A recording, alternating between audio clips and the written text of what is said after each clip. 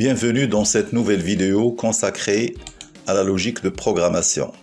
Aujourd'hui, nous allons traiter l'une des structures les plus fondamentales et essentielles.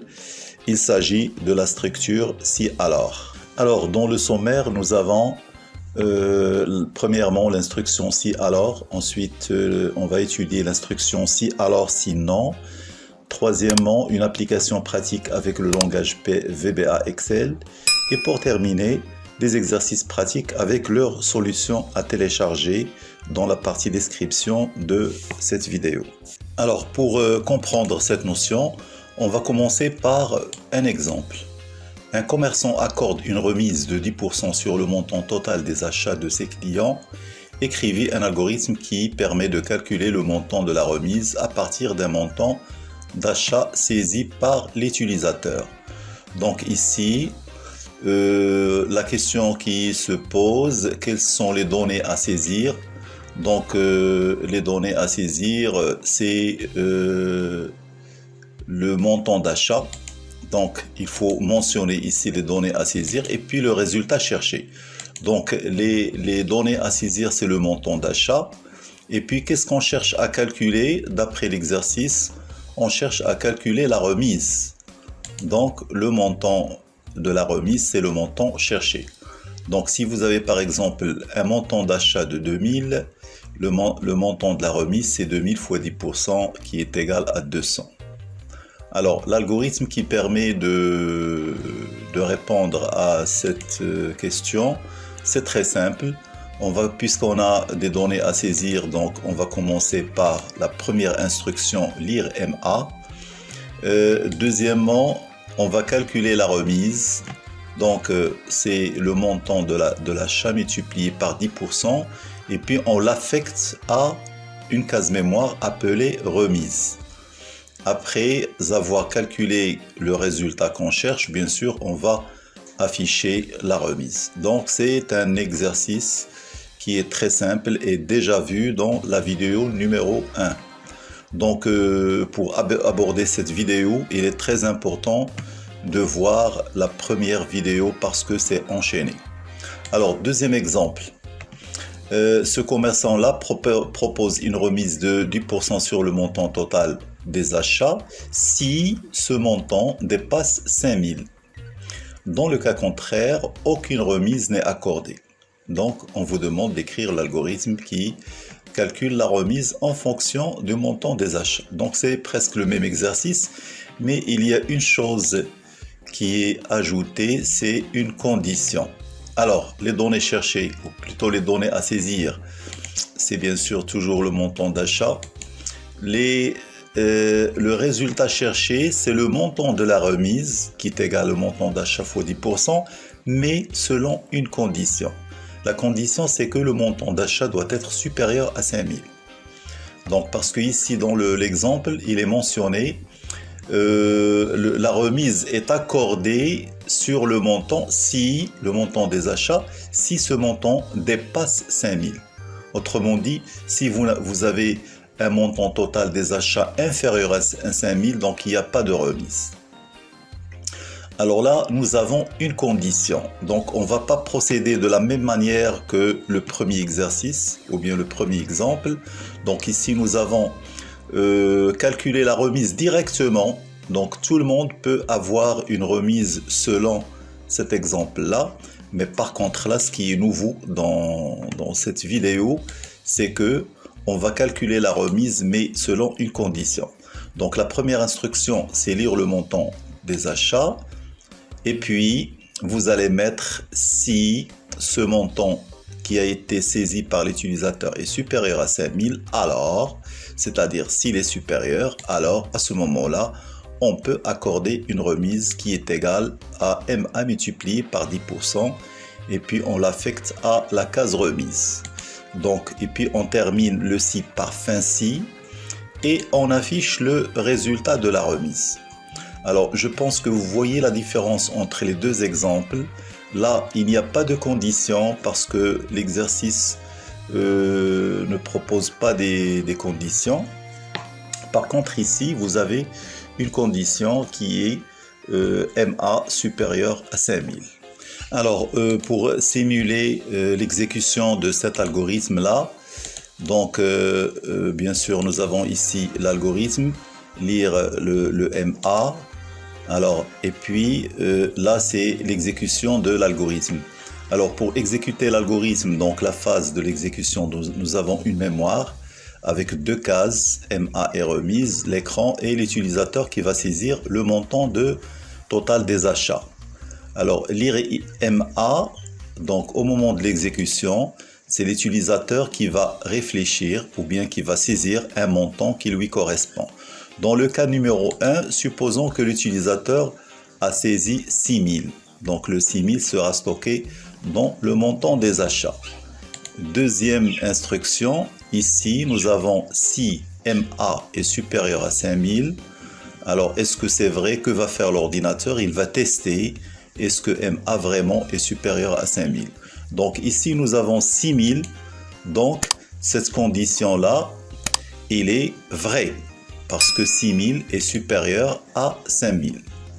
Donc, que va faire l'ordinateur? Il va exécuter l'instruction remise reçoit MA fois 10%. Et par la suite, vous aurez ici MA fois 10% qui est égal à 600. Donc, MA fois 10%, ça fait 6000 fois 10%, ce qui donne 600 et le 600 sera stocké dans la case remise. Donc ça, c'est l'exécution de cette instruction. Alors, vous voyez que cette instruction, il a été conditionné par une condition qui est le MA supérieur à 5000. Alors après, nous avons affiché la remise, donc l'exécution de afficher, ça veut dire que le 600 sera affiché dans l'écran de l'utilisateur. Ça, c'est le cas numéro 1. Supposons dans le cas numéro 2, supposons que l'utilisateur a saisi dans le total des achats 3000. Alors, lire MA, donc ici, il a donné 3000. Donc, que va faire l'ordinateur? Il va tester cette condition. Est-ce qu'il est supérieur à 5000? Alors, le test de la condition MA supérieur à 5000, ça veut dire 3000, est-ce qu'il est supérieur à 5000? La réponse est fausse. Donc, la condition n'est pas vérifiée. Et par la suite, cette instruction ne sera pas exécutée. Donc, la remise reçoit MA fois 10% ne sera pas exécutée. Donc, il va sauter cette instruction et puis aller directement à l'instruction suivante qui est afficher remise. Donc, puisque la remise n'est pas calculée, donc cette case-là va rester vide et par conséquent, vous n'aurez rien sur l'écran. Parce que tout simplement, la case est vide car il a sauté cette instruction. Alors, pour résumer, donc nous avons la condition, si condition, alors instruction fin si. Donc, pour utiliser cette condition dans vos programmes, vous allez procéder de cette manière-là. Alors, lors de l'exécution de cette instruction, l'ordinateur commence par le test. Il teste la condition. Alors, le test, le résultat de ce test-là, il y a deux possibilités. Soit que la condition est vraie ou, dans ce cas-là, l'exécution de l'instruction ici. Sinon, c'est-à-dire que la condition est fausse, l'instruction ne sera pas exécutée. Donc, il va sauter cette instruction. Alors, je vais donner ici deux exemples pour bien assimiler cette notion. Alors, supposons que vous avez un algorithme qui affiche majeur. Donc ici, vous avez âge reçoit 16. Si âge est supérieur à 18 ans, alors afficher majeur fin si. Donc, pour exécuter cet algorithme-là, nous avons ici une condition. Donc, l'ordinateur va stocker 16 dans âge et puis il va tester. Est-ce que ça est vrai ou non? Alors, la condition n'est pas vraie tout simplement parce que 16 n'est pas supérieur à 18. Et par conséquent, elle va sauter cette instruction. Donc, il ne sera pas exécuté et donc pas d'affichage sur votre écran. Deuxième cas, si vous avez affecté 21 à âge, il va tester la condition ici.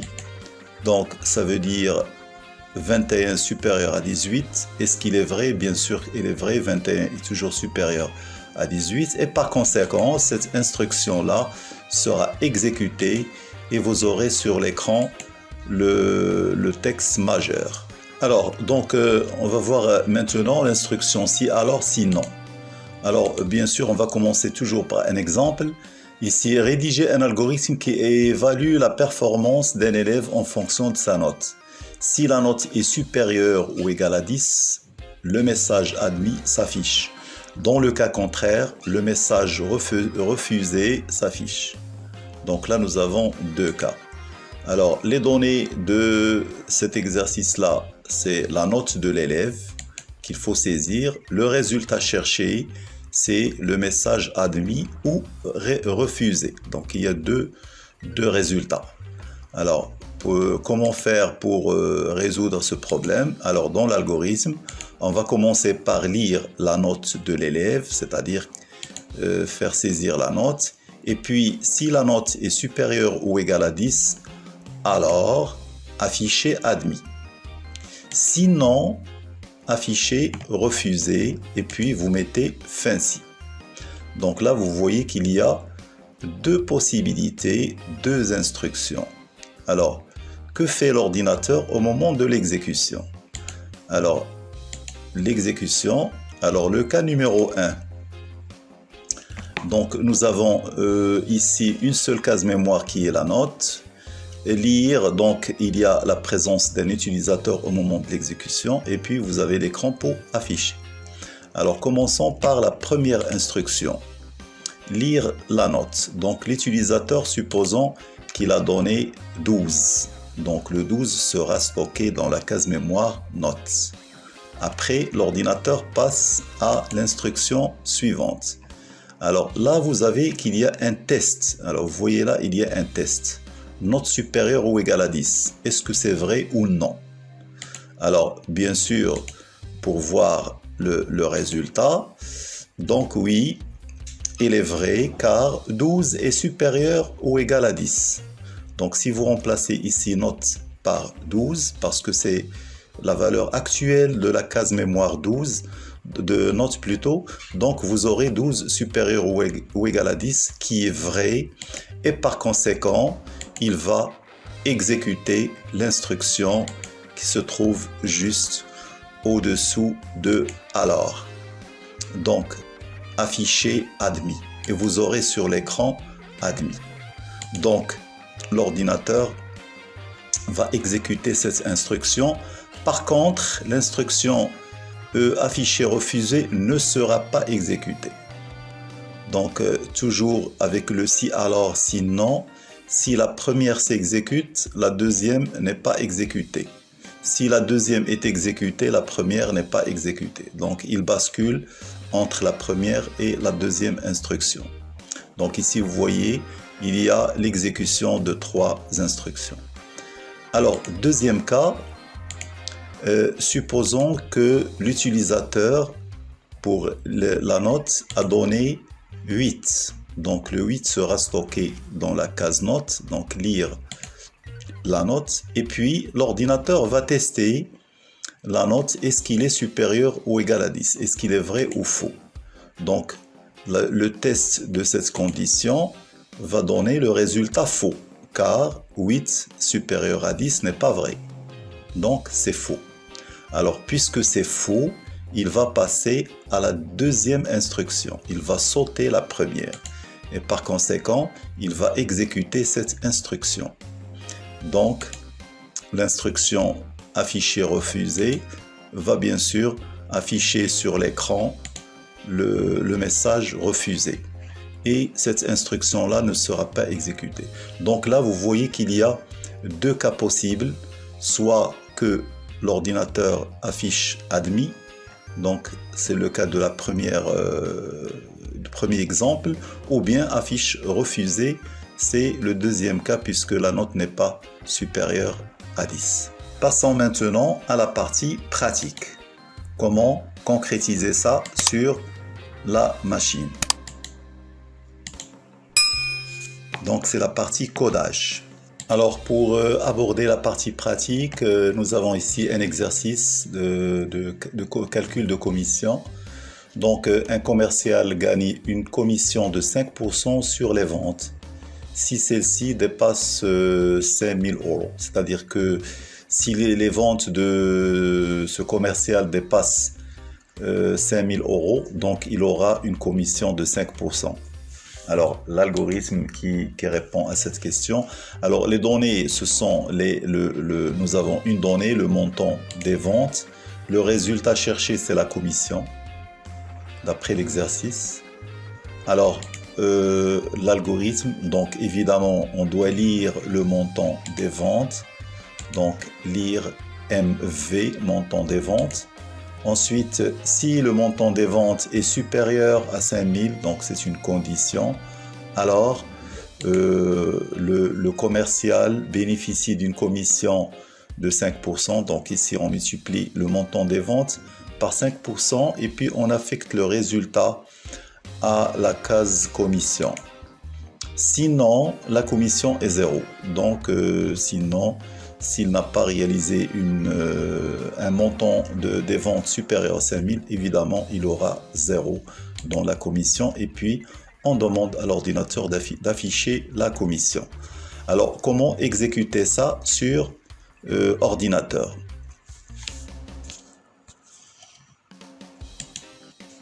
Alors, pour faire ce travail, vous allez d'abord créer une interface utilisateur. Donc, vous allez mettre par exemple un titre, calcul de commission, donner le montant des ventes, étiquette, et puis ici, qu'on va saisir le montant des ventes, et le résultat, la commission, sera affiché dans cette case-là. Alors, pour écrire le programme, vous allez cliquer sur menu développeur, et puis vous cherchez insérer, et vous cliquez sur ce bouton. Après, vous dessinez le bouton quelque part, par exemple là. Voilà. Et ici, vous cliquez sur Nouvelle, c'est-à-dire une nouvelle procédure ou nouveau programme. Donc, vous aurez sur votre écran la partie réservée à la programmation. Donc là, on va commencer par écrire le programme. Alors, la traduction de l'algorithme est la suivante. Lire MV se traduit par MV reçoit le contenu de la case F4, range F4. Ensuite, le si se traduit par if. Alors, si MV est supérieur à 5000, alors, donc ici on a mis then, commission, reçoit, la case commission reçoit la case MV, montant des ventes, multiplié par 5% qui est 0,05. Sinon, c'est le else, la commission est 0, et puis fin si, et on affiche le résultat qui est la commission dans la case F6. Donc ça, c'est la traduction de l'algorithme de tout à l'heure. Alors, pour voir l'exécution, on va passer à Excel. Alors là, qu'est-ce qu'on va saisir? Alors, on va saisir un montant qui est supérieur à 5000, par exemple 8000. Et je clique sur le bouton. Alors là, j'ai un message d'erreur. C'est que je dois déclarer les variables. Donc, n'oubliez pas de déclarer, s'il vous plaît, les variables. Alors, pour les déclarer, dim, on déclare pour que l'ordinateur réserve les cases mémoire. Alors, nous avons utilisé deux cases mémoire, MV et puis virgule, commission, donc comme, et puis voilà, deux as double. Donc double, ça veut dire un nombre avec virgule. Voilà. Alors, je vais arrêter et puis je vais refaire l'exécution. Alors, je clique sur le bouton cette fois-ci. Voilà. Donc, nous avons une remise de 400. Si vous donnez 8000. Alors, si vous avez par exemple le total des ventes est 9000, vous aurez 450 de commission. puisque vous avez dépassé 5000. Si vous avez moins de 5000, par exemple 4000, alors si je clique, vous aurez 0 parce que votre montant de vente ne dépasse pas 5000. Si vous mettez par exemple 3000, c'est la même chose, 0 pour la commission. Si vous dépassez 5000, même avec 1 euro, vous mettez par exemple 5001, 1 euro, donc vous aurez la commission qui est 250,05. Voilà, donc c'était la traduction de l'algorithme et l'exécution de ce programme. Alors, pour bien assimiler cette notion de si alors, vous avez toute une série d'exercices à faire. Donc, je vous recommande de lire attentivement l'énoncé, voir l'exemple avec des nombres, et puis commencer à écrire l'algorithme dans un premier temps, et puis le traduire sous forme de programme avec le VBA Excel. Alors, une fois vous terminez un exercice, vous pouvez bien sûr consulter la solution qui se trouve avec le fichier à télécharger dans la partie description de cette vidéo. Donc là, vous avez le fichier avec fichier Excel avec les exercices de tout à l'heure. Donc pour l'interface, vous n'êtes pas obligé de faire exactement la même chose, mais il faut faire attention juste aux cellules utilisées pour la saisie de données et l'affichage de résultats. Donc là, vous avez les interfaces des exercices, donc tous les exercices, donc les 6 exercices exactement. Vous pouvez bien sûr les voir ici. Et si vous voulez consulter le programme, vous cliquez sur le menu et puis allez chercher ici dans module 1. Voilà, et là vous avez l'exercice numéro 1, l'exercice 2, etc. Donc voilà les solutions des exercices. Alors voilà, donc cette vidéo est terminée et à la prochaine vidéo. Merci de votre attention.